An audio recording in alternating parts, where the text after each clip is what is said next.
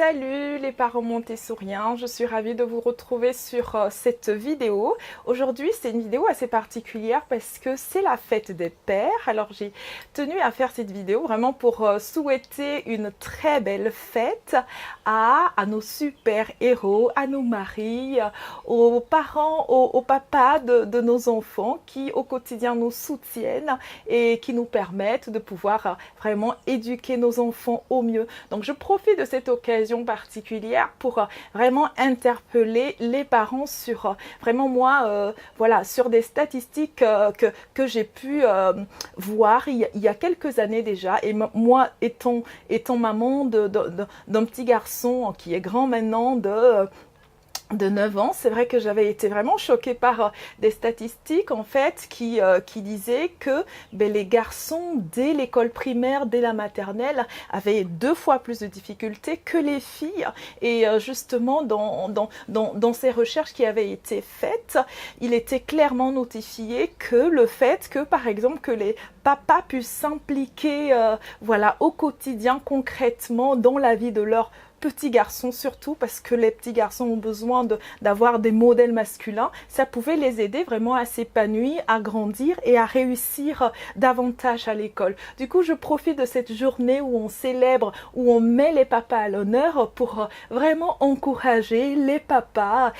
ces héros du quotidien à pouvoir vraiment être là avec leurs enfants, aussi bien les filles que les garçons bien évidemment, de les accompagner vraiment dans leur apprentissage, dans les différents moments familiaux qu'on peut prendre ensemble. Et puis parce que tout simplement, c'est vrai que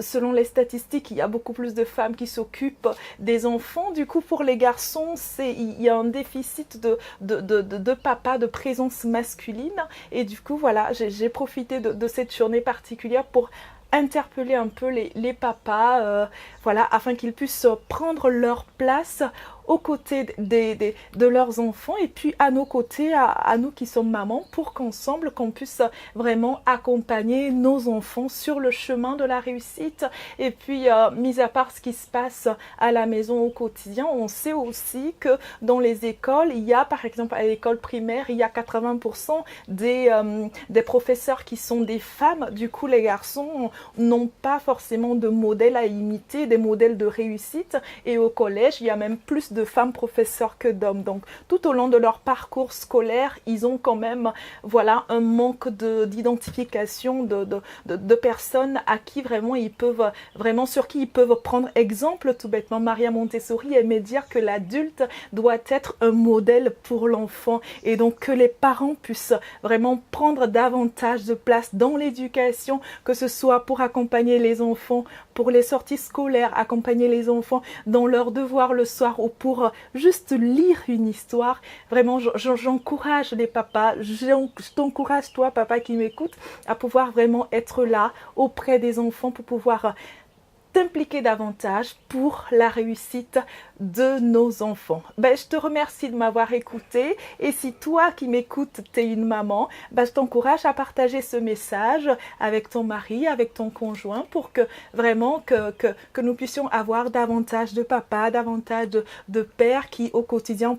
vraiment soutiennent